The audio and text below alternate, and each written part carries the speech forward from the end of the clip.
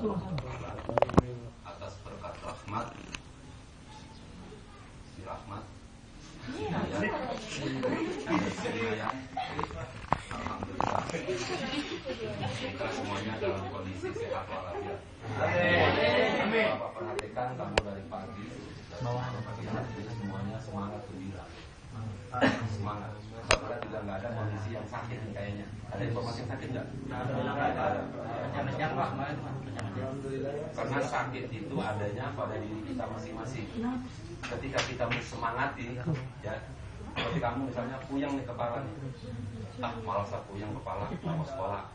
Justru dengan berangkat sekolah itu, ya, kamu bercanda sama teman, penyakit jadi hilang, stres itu jadi hilang. Karena setiap saat kita ada stres. Alhamdulillah, ya, dari kemarin berangkat sampai sekarang dalam kondisi yang tentu pengalaman semalam, ya, yang kamu digembleng itu mentalnya. Dari Bapak dengar katanya dari mulai jam 12 sampai jam pagi, ya, subuh. Nah, apa yang kamu bisa ambil, ya, dari pengalaman ini? Tentu mudah-mudahan bermanfaat buat kamu. Jadi tujuan kamu di sini memang untuk belajar. Ya, belajar itu, makanya kamu semuanya harus siapkan diri untuk belajar. Belajar itu nggak mesti di bangku sekolah. Salah satunya bangku sekolah, ya, betul. Di luar itu, seperti sekarang ini, kamu juga belajar. Justru belajar yang seperti ini yang sulit, ya, karena dalam ilmu pendidikan, kalau seseorang belajar tentang sejarah, misalnya Bapak mengajarkan sejarah tentang Candi Borobudur, ya, cerita tentang Candi Borobudur. Ini yang bagus, anaknya itu dibawa ke Candi Borobudur. Enak kan tuh, Pak, belajar Pak, sejarah Pak, iya. Apa? Candi Borobudur. Yuk kita ke Magelang. Kan Magelang Candi Borobudur. Lalu orang belajar, Bapak guru mengajarkan tentang apa? Tentang hewan. Itu kata Reso, ya, ahli pendidikan itu, ahli filsafat itu justru ketika kita belajar tentang binatangnya dibawa ke kelas. Itu begitu pendidikan tim sukses. Orang belajar montir, misalnya dikasih teori doang, nggak bakalan kan. Kalau di negara lain, negara barat yang udah maju, itu yang namanya belajar montir, itu mobilnya bongkar, gitu. Kasih teorinya, tuh mobilnya bongkar sampai pasang lagi sampai bisa. Kalau Bapak dulu belajar enggak, teori aja, nih torak, nih busi, cuma gambar, bendanya nggak tahu. Maka sampai hari ini nggak ngerti itu yang namanya benerin motor. Padahal dulu Bapak belajarnya motor, mesin, tapi sampai nggak bisa. Dulu sekolahnya Bapak ngelas, tuh tukang Bapak dulu sekolahnya. Tapi nasib berbeda. Hari ini kamu belajar, silakan belajar. Isi otak kamu dengan ilmu pengetahuan. Nasib kamu ke depan mau jadi apa, itu jangan kamu pikirin. Silakan aja belajar. Cita-cita silakan. Tapi begitu kita cita-cita, ngukur diri. Kalau Bapak tanya, Bapak ditanya, Pak pengen jadi presiden Pak? Oh pengen Bapak. Pengen Bapak jadi presiden. Tapi kan Bapak harus ngukur kemampuan. Satu, siapa pendukung Bapak? Ilmu Bapak apa? Kita nggak dikenal seluruh Indonesia. Kok pengen jadi presiden? Yang ke politik juga enggak. Nah kamu juga sama. Ya, ketika kamu pengen punya cita-cita, ukur kemampuan kamu. Ukur apa? Ya, saya jadi apa? Setiap orang oleh Allah punya potensi. Allah melahirkan kamu, Allah sudah modalkan, dikasih kamu potensinya, dikasih kamu kemampuan dasarnya. Maka nggak setuju Bapak sebenarnya. Bapak kurang serang dengan ujian yang namanya ujian nasional. Kenapa? Kok yang diuji cuma 4 ya kalau SMP ya? Iya betul 4. Kalau MI 3 SD. Kenapa difokuskan dengan ini? Padahal manusia itu bakatnya nggak di sini. Ada anak yang pintar matematik, ya pintar matematiknya, di bahasa belum tentu. Ada anak pintar bahasa, malas mikirnya matematiknya lemah, tapi melukisnya cakep. Itu potensi. Semua kehidupan silakan. Mau jadi artis? Monggo. Tapi artis yang Islami. tampil pakai jilbab rapi, jangan tampil ketek kemana-mana. Nggak Islami, silakan. Mau jadi petinju silakan, petinju yang Islami. Mau jadi apa silakan, profesi silakan. Itu Allah sudah tentukan, kamu tinggal gali. Galinya bagaimana? Lihat, ukur diri kamu sendiri. Saya ini punya kemampuan apa? Kalau di WC ini nyanyi, jarang nyanyi. Di WC nyanyi, di jalan nyanyi. Oh, berarti saya punya bakat nih di seni suara. Nah, perdalam kursus dah tuh seni musik. Ada bakat di situ. Sobar, nggak pakai iya. Sobar. Nih kalau jalan kaki kagak bisa diem. Ada kawan ditendang, pelontreng. Ada botol aqua tendang. Oh, saya berarti nih kok ada bakat nih, tendang-tendangin orang nih. Nah, daripada bakat tendangin orang jadi masalah, salurin. Kemana nih?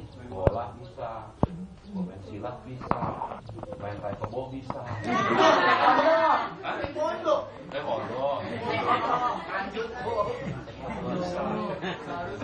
Jadi, lalu kamu ini di tembok suka iseng.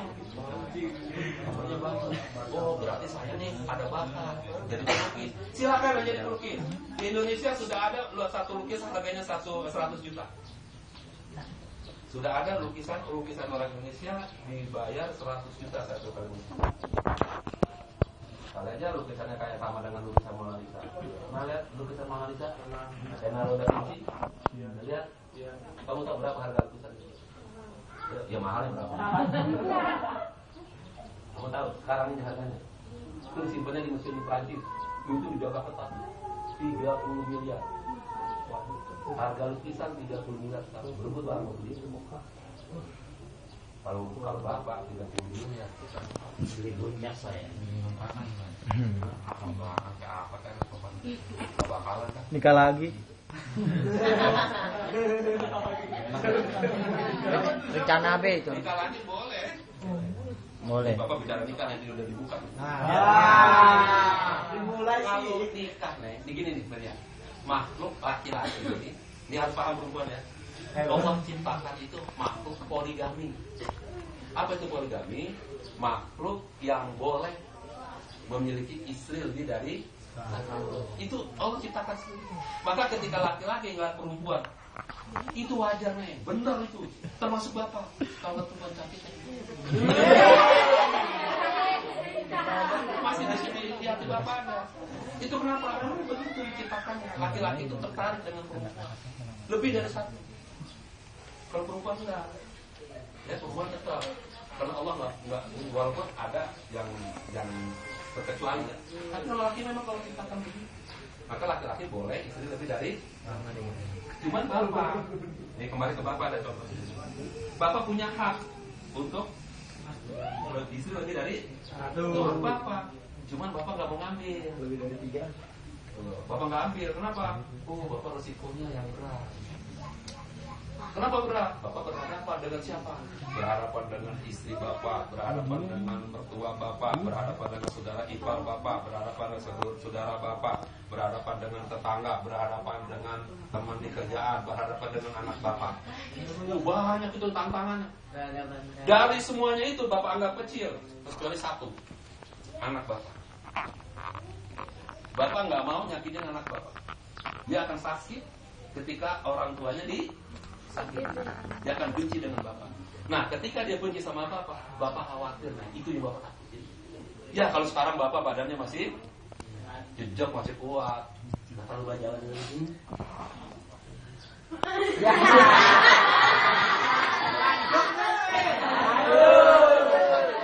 Kalian luar biasa. Datang ke anak udah dibenci mah, udah benci mah kita sama orang tua. Datang ke anak, lah, ngapain buat kesini? Itu yang bapak takutin nih. Makanya enggak, bapak nggak berani ngambil resiko lagi. Cukup? Tapi juga awet kok dari sekarang sampai enggak ada yang kurang. Bapak punya istri dari udah 30 tahunan lah bapak. Sampai hari ini alhamdulillah nggak ada satupun yang kurang. Sekarang giginya coel, kupingnya untung enggak, untung sampai sekarang alhamdulillah. Ya, karena utuh bagus ya udahlah, kita nggak perlu ganti lagi. Begitu ganti lagi juga belum tentu cocok yang baru kan? Ya. Jadi yang kedua, ini sekalian Bapak nasihatnya. Kalau kelak kamu pengen punya suami yang baik, pengen punya istri yang baik, maka kamu dulu punya kelakuan baik. Allah akan jodohkan orang itu sederajat. Awas, punya suami istri harus jangan begini. Nih kalau Bapak informasi nih anak laki-laki kalau mau nih, Bapak cerita ya. Ada seorang jantan yang baru dicerai sama suaminya. Baru dicerai, ditinggal mati suaminya. Dia janda, dia tinggal mati suaminya. Nah dia pengen cari suami, nggak usah ngasih nafkah. Nafkahnya dia udah nggak perlu, saya nggak perlu nafkah. Kata dia saya nggak perlu nafkah. Bahkan suami saya nanti saya kasih 3 juta sebulan. Silakan kalau kamu mau tuh, ada saudara kamu nggak yang mau nikahin janda tadi. Dia ketika dia udah jandanya 7 tahun. Waktu dia meninggal dunia, ditinggal meninggal juga sama suaminya, umurnya 60 tahun. Waktu ditinggal meninggal dunia, umurnya 60 tahun, dan jandanya udah 7 tahun. Nah, silakan.